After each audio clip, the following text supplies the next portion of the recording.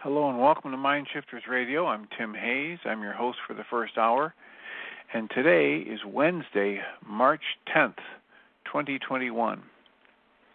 And as always, we're grateful to everyone who's joining us here today, whether you're listening live or listening through the archives, as we spend another couple hours teaching and supporting people in using some of the most powerful, effective, efficient, and accessible tools I've ever discovered.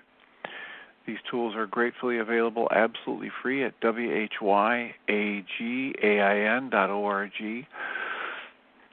If you go to that webpage and click on the red and white bullseye, it will take you to a page where you can download and read Chapter 24 of Dr. Michael Ryce's book. His book is titled, Why Is This Happening to Me Again? And that chapter of that book is a narrative description of the primary tool in this work. That tool is the Reality Management Worksheet, sometimes called the Reality Management Wake-Up Sheet. You can also download the actual worksheet process itself in a simple PDF file. You can download from your app store a completely free and private app that contains that worksheet, an abbreviated version of that worksheet, and a copy of the Dragon-Klingon game. And to find that, all you do is type in the three words, Heartland, Aramaic, Forgiveness. And we encourage people to do that soon and often. You can also download a whole host of audio files of shows like this one where people have called in and been stepped through the worksheet process or asked clarifying questions about that process. And those audio files can serve as a tutorial, and you can become a master of this work in listening to those files repeatedly and or calling and questioning us directly. Our call-in number is 563-999-3581. And if you call that number and press 1, it'll put a little question mark by your phone number, and I'll announce it by your area code, and we can have a conversation. And we appreciate when people do that because it makes it easier for us to live into our intention with this show, which is to be of service. We are also working this year with the Course in Miracles lessons from the workbook. We've made a commitment to work through each daily lesson, at least through the work days, the work week. Today is the 69th day of the year, and today's lesson reads, My grievances hide the light of the world in me.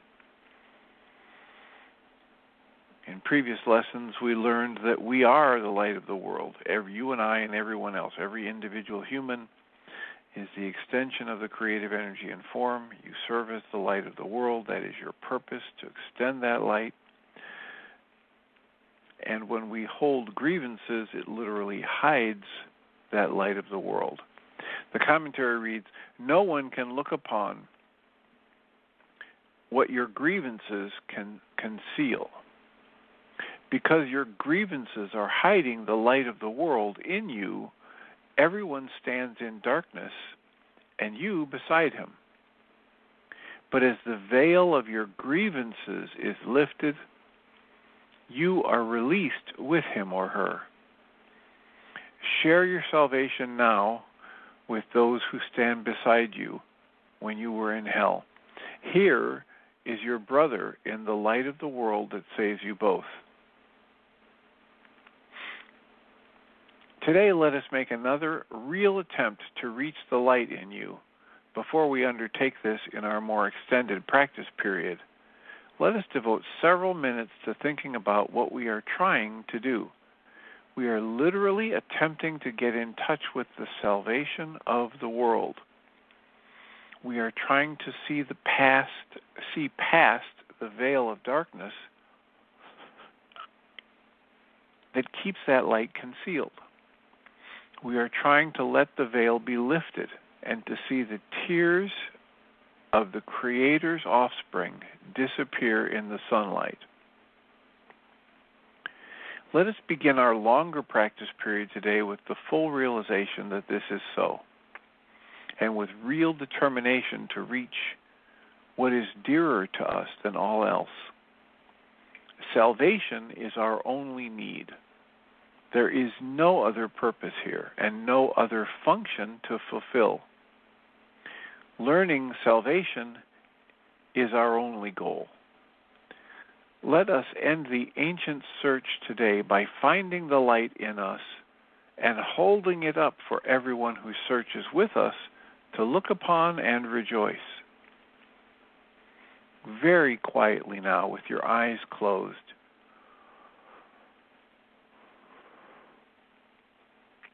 try to let go of all the content that generally occupies your consciousness. Think of your mind as a vast circle surrounded by a layer of heavy, dark clouds. You can only see the clouds because you seem to be standing outside the circle and quite apart from it. From where you stand, you can see no reason to believe there is a brilliant light hidden by the clouds. The clouds seem to be the only reality. They seem to be all there is to see. Therefore, you do not attempt to go through them and past them, which is the only way in which you would be really convinced of their lack of substance. Yet we will make this attempt today. After you have thought about the importance of what you are trying to do for yourself and the world, try to settle down in perfect stillness, remembering only how much you want to reach the light inside you today, and you want to do that now. Determine to go past the clouds. Reach out and touch those clouds in your mind. Brush them aside with your hand. Feel them resting on your cheeks and forehead and eyelids as you go through them. Go on. Clouds cannot stop you. If you are doing these exercises properly, you will begin to feel a sense of being lifted up and carried ahead. Your little effort and small determination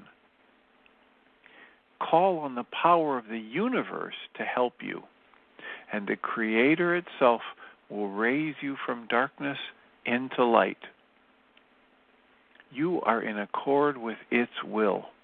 You cannot fail because your will is the Creator's will. Have confidence in your Creator today and be certain that it has heard you and answered you. You may not recognize its answer yet, but you can indeed be sure that it is given and you will yet receive it. Try, as you attempt to go through the clouds to the light, to hold this confidence in your mind. Try to remember that you are at last joining with the Creator's will. Try to keep the thought clearly in mind that what you undertake with the Creator must succeed. Then let the power of creation work through you and in you, and the creation's will and yours will be done. In the shorter practice periods, which you will want to do as often as possible in view of the importance of today's idea to you and to your happiness, in those shorter periods, remind yourself that your grievances are hiding the light of the world from your awareness. Remind yourself also that you are not searching for it alone, and that you do know where to look for it. And then say, my grievances hide the light of the world in me. I cannot see what I have hidden. Yet I want to let it be revealed to me for my salvation and the salvation of the world. Also be sure to tell yourself, if I hold this grievance, the light of the world will remain hidden from me. If you are tempted to hold anything against anyone today, repeat this. If I hold this grievance, the light of the world will be hidden from me. My grievances hide the light of the world which is in me. We've also agreed to work through Pam Grout's book, A Course in Miracles Experiment. Her chapter 69 is titled, The Someone in My Head That's Not Me. She quotes Dan Harris as saying, the running commentary that dominates my field of consciousness is kind of an a-hole. Pam writes, Pink Floyd's Dark Side of the Moon opens with the voice of the band's longtime roadie, Chris Adamson, saying, I've been mad for effing years, absolutely years. It's one of dozens of spoken voices heard throughout the album. My favorite lyric from this perennial classic is, there's someone in my head and it's not me. This is also the lesson, the theme of Lesson 69. My grievances hide the light of the world which resides in me. My grievances are the voice in my head that's not me. The Course calls it my ego. It keeps me busy with silly details, fears, and other inane nothingness obscuring my true identity as light and love. Today I say, begone to that someone in my head. I devote myself to finding the light within. In my longer practice period, I'm asked to close my eyes and let go of all content that normally occupies my consciousness. Very quietly, I am asked to think of my mind as a vast circle, surrounded by a layer of heavy, dark clouds. Even though the clouds seem like the only reality, I settle down in perfect stillness and devote myself to moving beyond the clouds, moving beyond the, quote, someone in my head that's not me, close quotes. As I let the power of the universe work in me, and it will, it wants to, I watch as the light in my mind, just like the cover of the Dark Side of the Moon album, passes through a prism to form the same impenetrable, colorful truth. A 15-minute lesson, once today, and then apply as needed, reminding myself, if I hold this grievance, I won't be able to see the light of the world in me. So, we have plenty of time for comments, questions, answers, and soliloquies. Our call-in number is 563-999-3581. And if you call that number and press 1, we can have a conversation. What is on your mind today? How can we support you? What's a worksheet you would like to have us help you step through? What's a question about the worksheet process that might be useful to explore? How are you thinking of yourself as less than perfect, or of your life as less than perfect, that we can help you dismantle or disabuse you of that false belief, either with gentle observation or with the direct application of the Reality Management Worksheet process? How can we help you understand the phenomenal success that you are in life, in existence, each moment? 563-999-3581. Call that number and press 1, and we'll have a conversation. We have no one in the chat room. We have 7 callers on the line. We have time for conversation. We have time for worksheets. We have time for questions. We had our support group last night, and we watched an hour of a Guy Finley talk. Guy Finley was talking about the ways in which we create the attacks we experience. And then we had some discussion about the ways in which people are either having success with the worksheet process or struggling with the worksheet process. And one of the key points of the discussion was that people have noticed that they get far more powerful results when they do a worksheet in a support group or with someone coaching them than they do when they're doing the worksheet at home alone. And we were exploring that, and one of the comments I made had to do with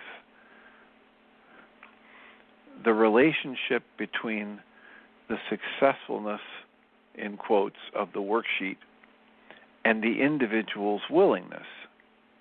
And one of our group members played it back to me and said, are you saying that when a worksheet is not successful, it means I wasn't willing?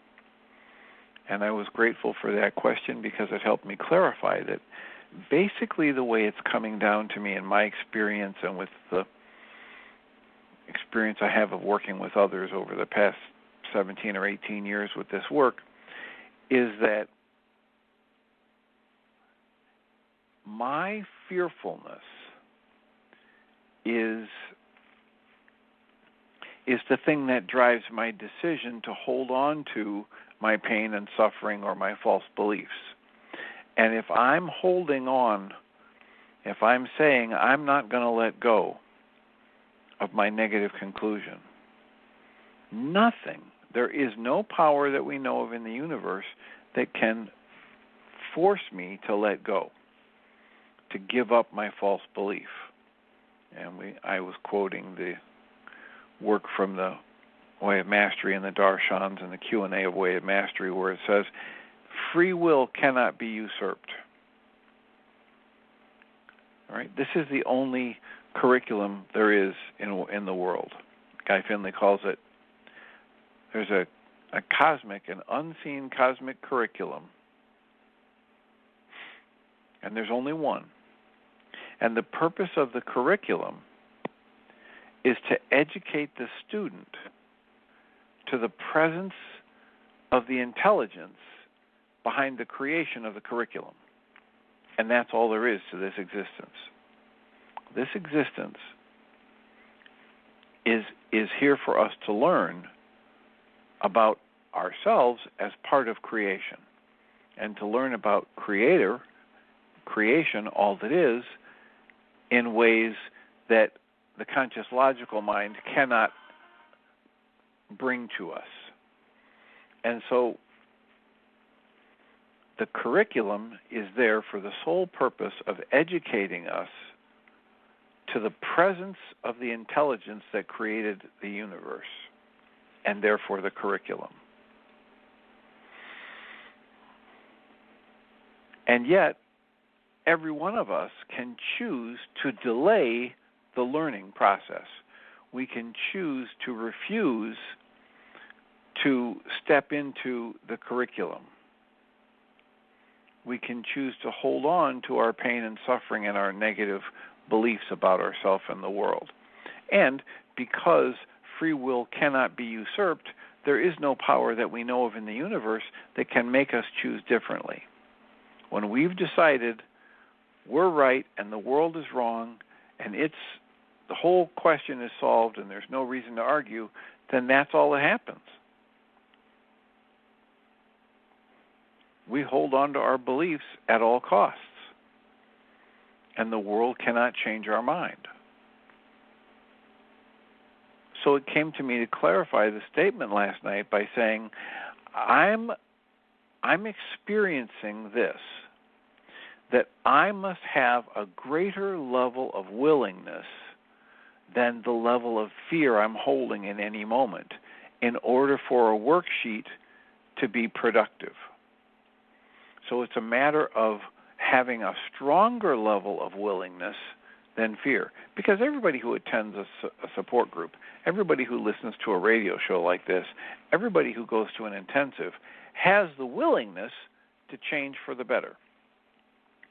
Everybody who picks up a worksheet has the willingness They want things to be better. However, if their willingness is not stronger than their fear, then they will not allow the worksheet process to have its benefits for them.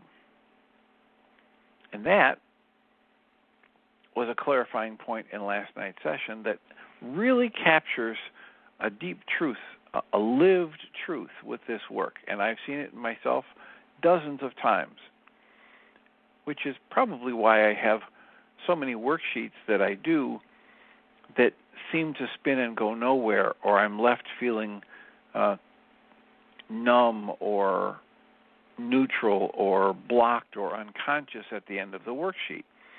And what I understand is it's important for me to be willing to have that be the result of numerous worksheets and be willing to continue to do worksheets, because it's in the process of doing the worksheets that I'm doing behaviors that demonstrate to the fearful parts of my mind that I am willing at deeper and deeper levels to see the contents of the fearful part of my mind.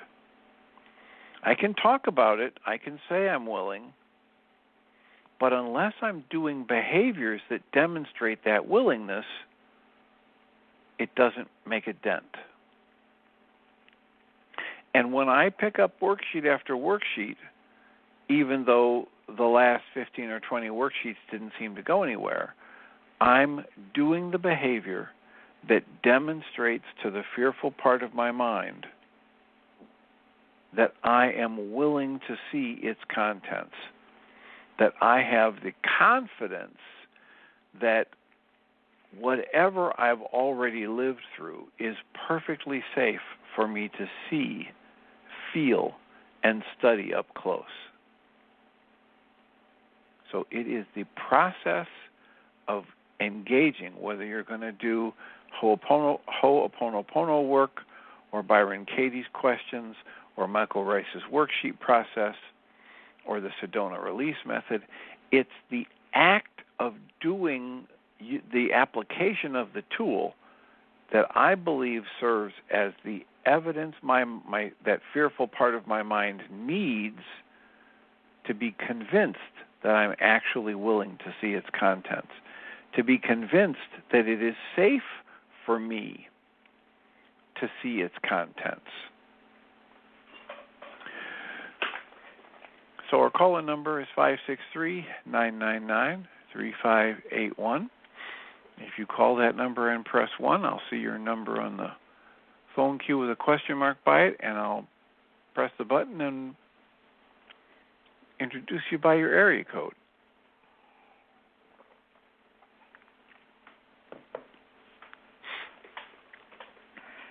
So,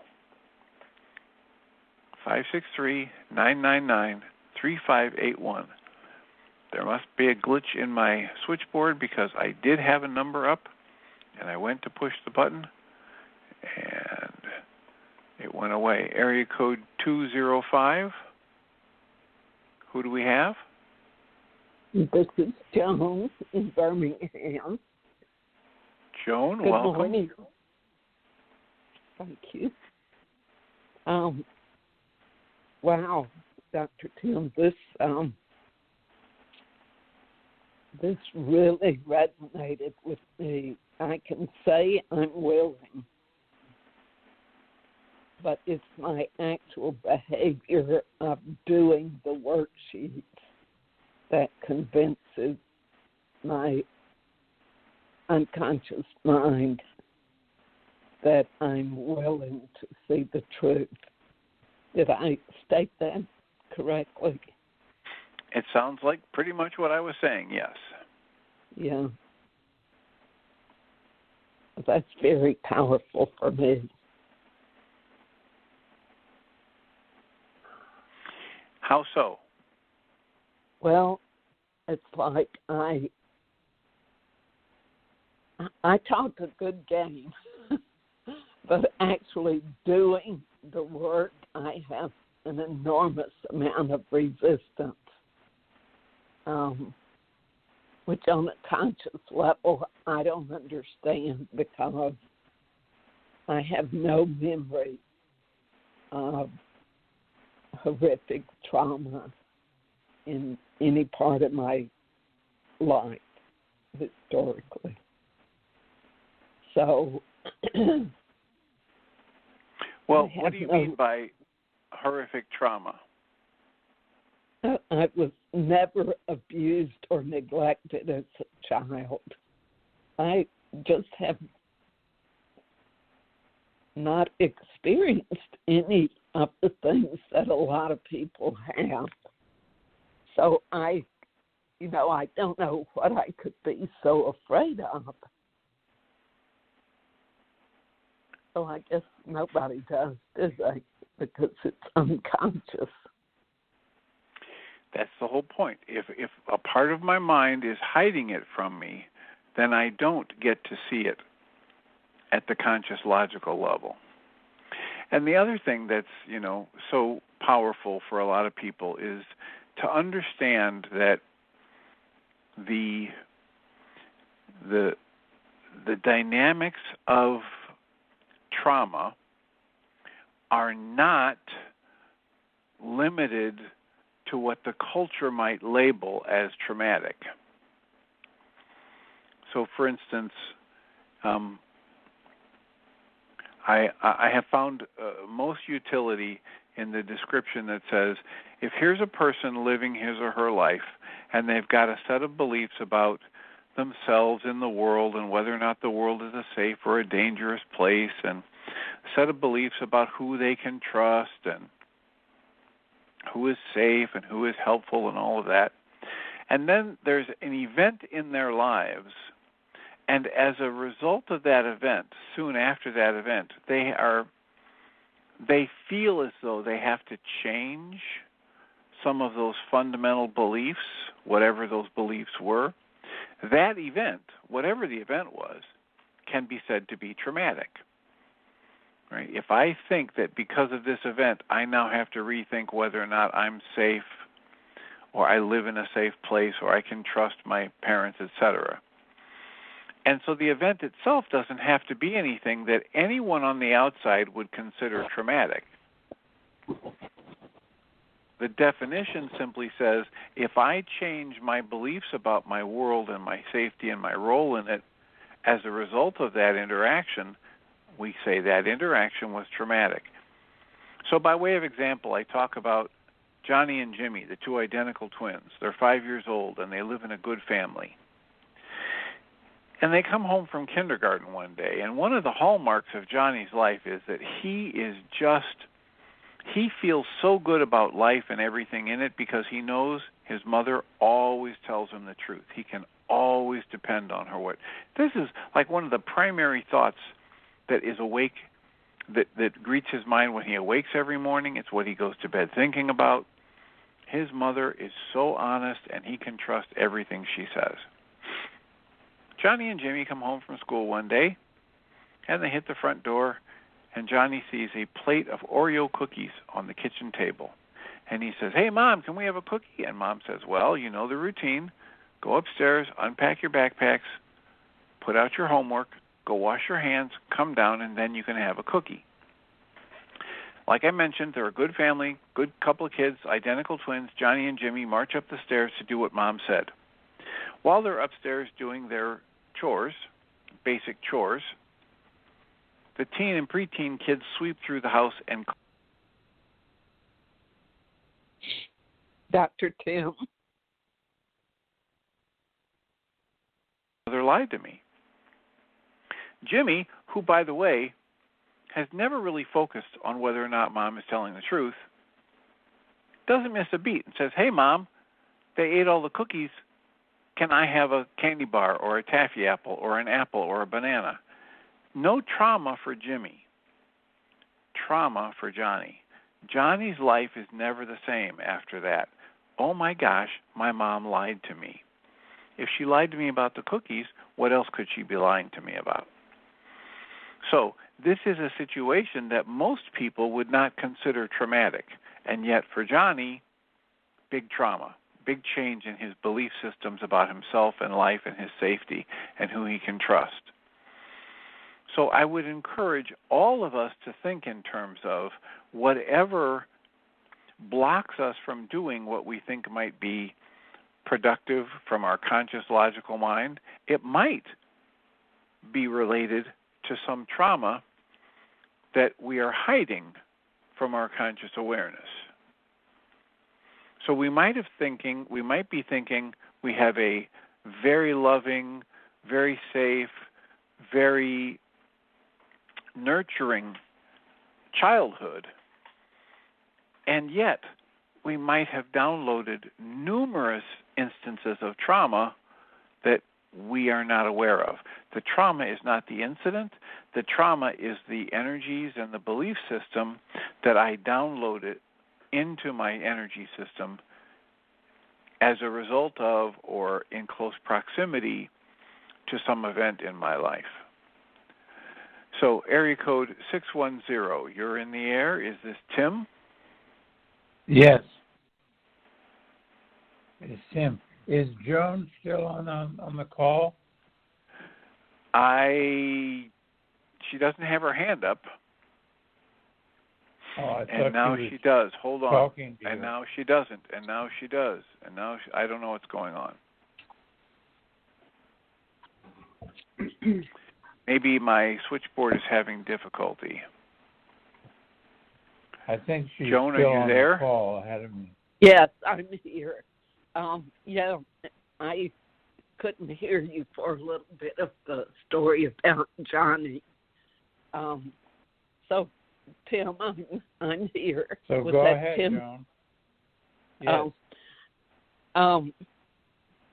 Well, in the past year, my daughter has been talking to me about ADHD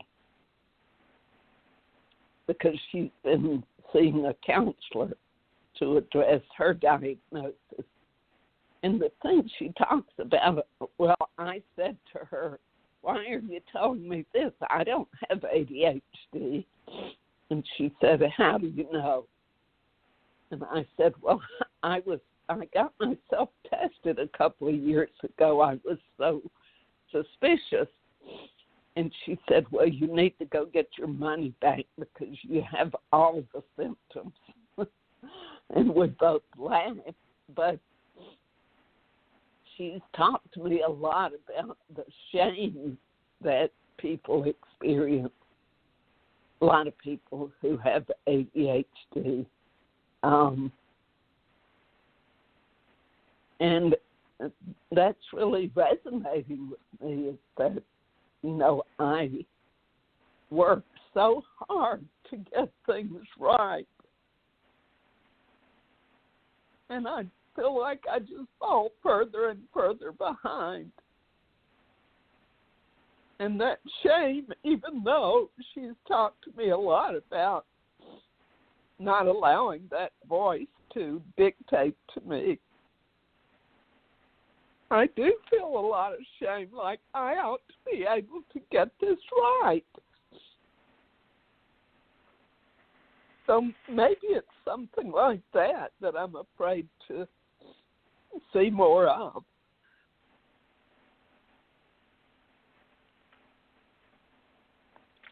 Well, I would encourage you to breathe and get in touch with what are these tears about?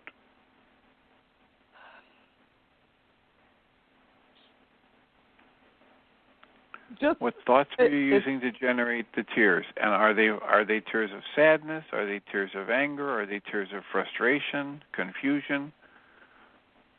Just breathe and try and tap into that.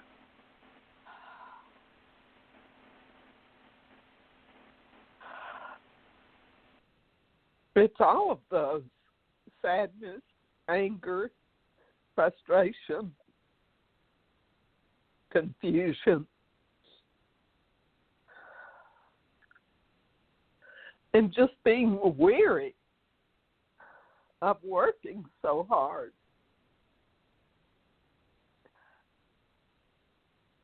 And can see so well how I excelled for a couple of decades in my career because of my people skills. But eventually I reached a level where I really needed that executive function to be developed and was not able to develop it. And so I have a lot of shame about that.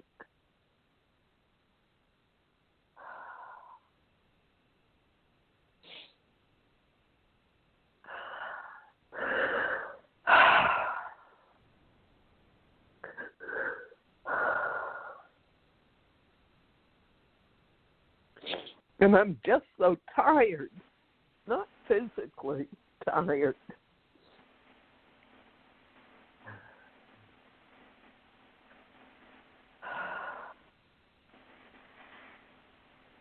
Well, that would be another of the worksheets to do on fatigue, on overwhelm, on the shame, all of those, all of the negative judgments you have against yourself for however your life has unfolded to this point. That's layer upon layer of dysfunction and unproductive energy expenditure that you can change with things like the worksheet process. Because the fact of the matter is, like Byron Katie talks about, my life is perfect. How can I know it's perfect? Because that's what happened. Whatever happens is perfect because it's already happened. It can't be other than it is. And if I am in a situation where I reject what is, now we're talking about the fundamental spiritual truths from people like Krishnamurti and Guy Finley, and if I reject what is, I'm just going to create more suffering and pain. If I accept what is, I don't suffer. I get to enjoy the experience of life, the flow of life.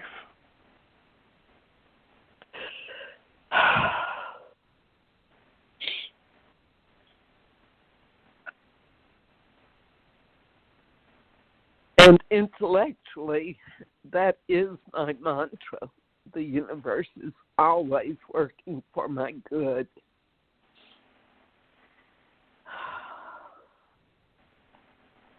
And yet, every time you experience an emotion like shame or anger or overwhelm, you understand that your intellect is not driving that experience. Because your mantra and your intellect would say it's all good and the universe is unfolding as it should and for all good, including my own. So every time we have a negative emotional experience, that's our guidance system. It's infallible, and there's a wake-up call to say, hey, Tim, your thoughts are off the mark. You've assessed and judged, and you're rejecting the truth of what is in favor of some, fantasy notion that it's supposed to be different. And so I can use the tool to dismantle the emotional energy field that is strengthened as I pour mind energy into the false thoughts. And sometimes when I do that, I do the worksheet process, I uncover the habit thought from my family of origin that is the template that I keep using to pour my mind energy into. Could you say more about that? Well, I don't have thoughts that I wasn't trained into. I wasn't born with language and I wasn't born with thought. So all of my negative judgments against myself are learned.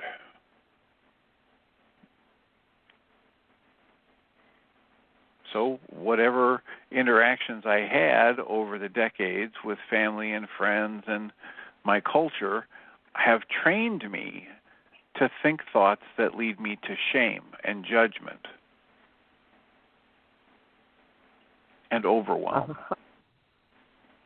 Wow. So when I do the worksheets, I'm asking to be shown those unproductive thought patterns, and when I see them clearly for what they are, they lose their power over me. I get to see them as false, as Krishnamurti would say. I get to see the false as the false. I get to see the false parading as the truth.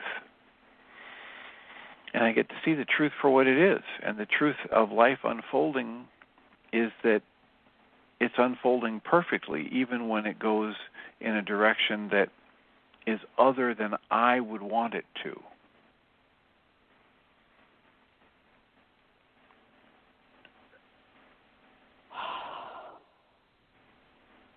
And how can I know when my thoughts are off the mark? I'm feeling an unpleasant or uncomfortable emotion. Right. And I know instantly that my thoughts are off the mark. And so I can choose in that moment to sit in the negativity and experience it and intensify it and be overwhelmed by it, or I can choose to pick up a tool. I can choose to soften and breathe and be gentle with myself. I can choose to remind myself of that mantra that you just, talked about, that, the universe is unfolding as it should, as a blessing for me and everyone in it. I can choose to identify whatever thoughts in me want to argue with that observation, that truth. And I can take it the next step and pick up the tool and apply it to actually dismantle the negative emotional state and the false thoughts that are driving it.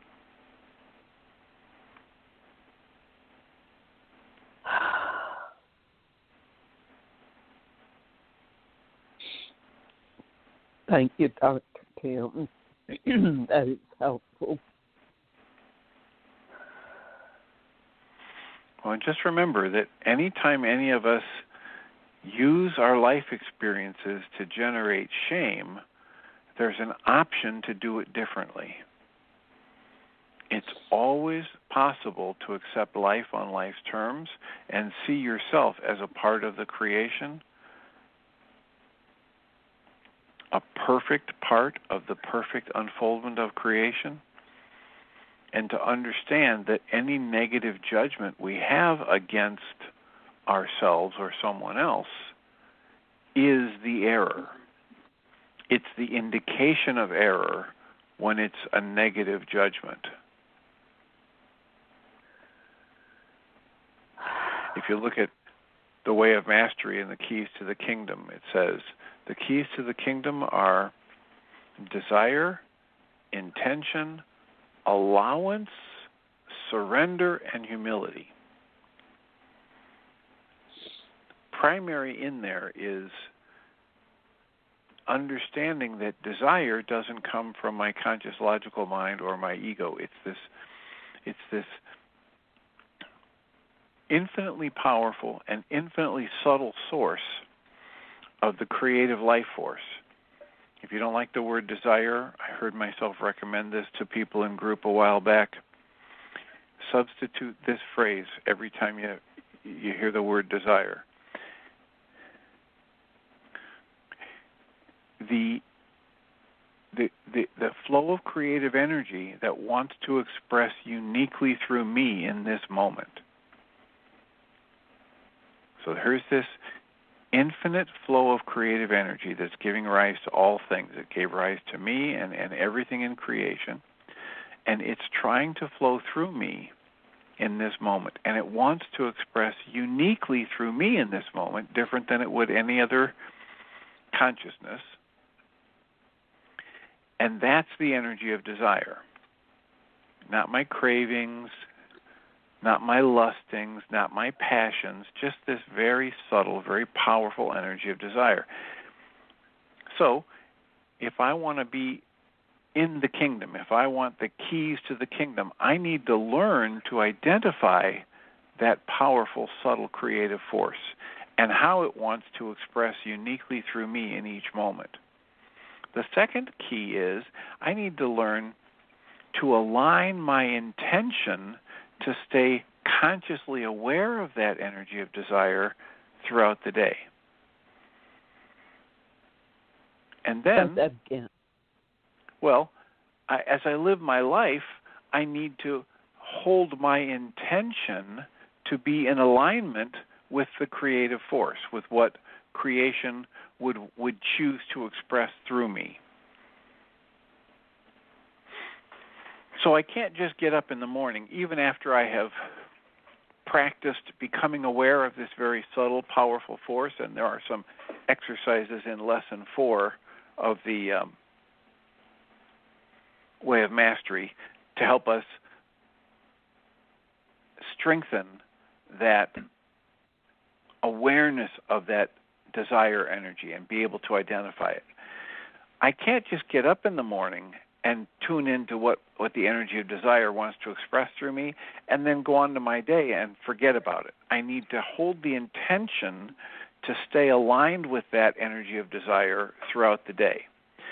And the third key is that I have to move into allowance, which basically means for us humans, vigilant observation of resistance. And as soon as I catch myself resisting something about the way the day is unfolding, I want to release my resistance, and that moves me back into allowance. I want to accept whatever the day brings with joy, with openness, with compassion, with gratitude. That's the allowance piece. And then the next key to the kingdom, the fourth key, is surrender.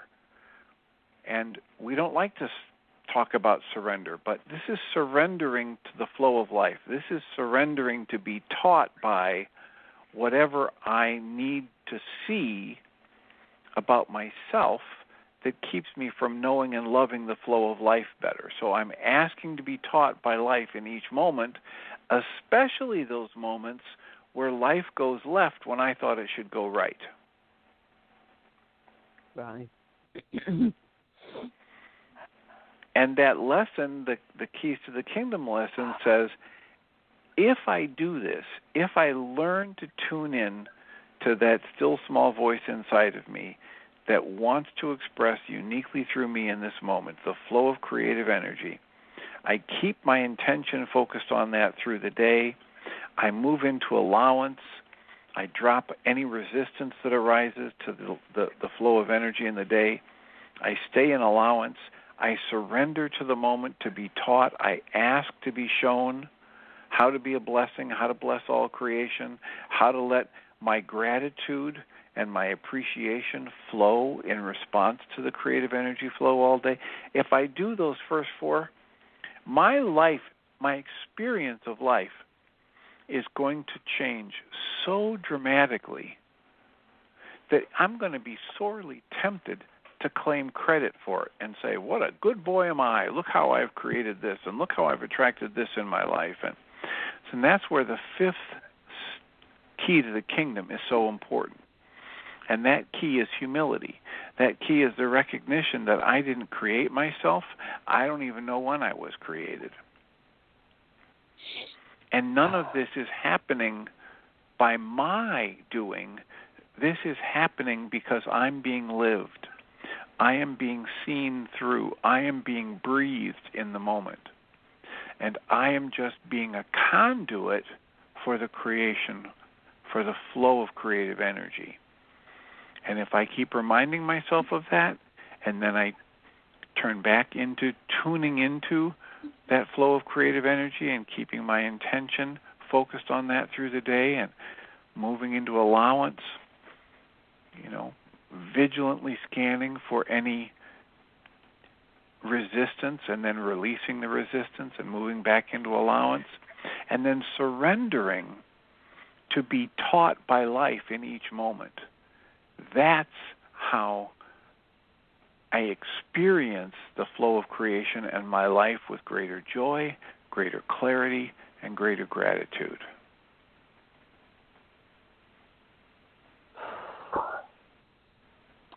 Well, that certainly resonates because this efforting certainly is, of course, it takes effort, but that's not the answer. Well, when you say efforting, it sounds more like struggle. Yes. Yes. And struggle is not, any deep spiritual teaching would not recommend that you struggle, because struggle is basically resisting the flow of life. Yes.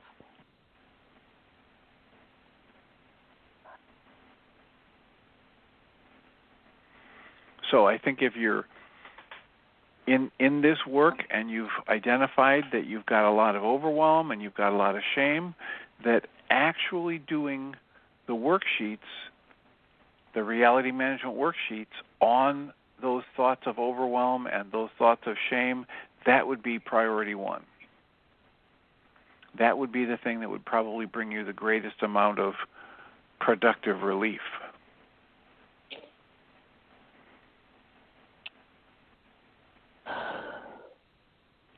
Okay. That more than a mind shifter.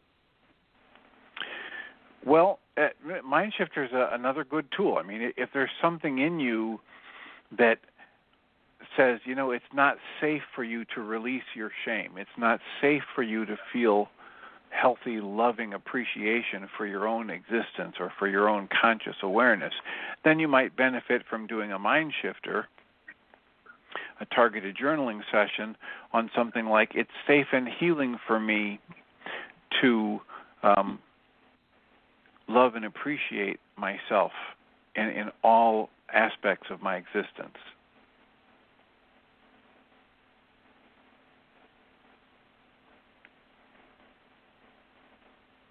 I'm writing.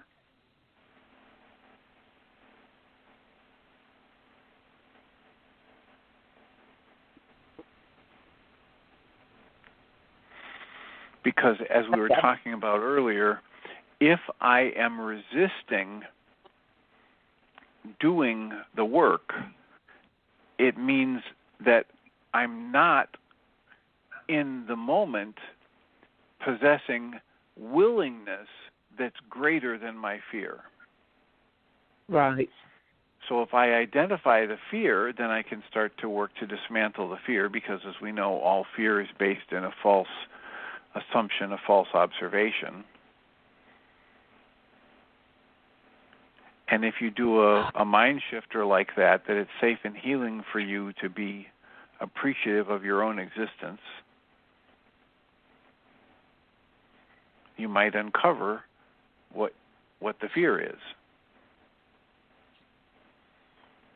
Right?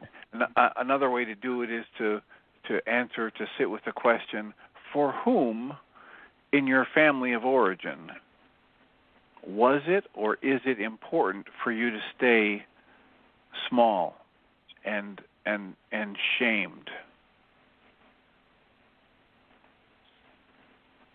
Wow.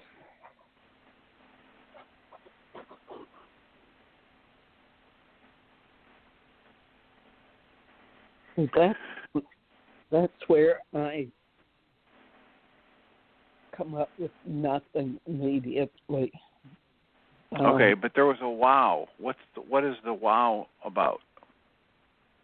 Could there be somebody in my family? Well, it could be in your family, or it could have been a childhood friend. All right, it could be a grandparent, could be a neighbor. Yes. Okay. I've had preteens come in, and they're brought in by their parents because their schoolwork and or their sports participation just took a nosedive. And when we do the appropriate work, we uncover the fact that they were excelling, and they've got one or more close friends who are not excelling, and they've reached the conclusion that if they keep excelling in academics or in sports, they're going to embarrass or shame their friend, or they're going to hurt their feelings, or they're going to have to go into a different level of sports team and lose their friends. So they collapse in on themselves because they don't want to offend or lose connection with their friend. So it doesn't necessarily have to be my mother or my father or my sister or my brother, but that's a set of questions to explore. And it might come out spontaneously if you do that mind shifter. Okay. Right? It's safe and healing for me to be wildly successful in everything I try, in everything I touch. Well, a lot of people, if they do that targeted journaling on that topic, they find out everything in their unconscious that wants to tell them, no, it's not safe and healing for them to be wildly successful.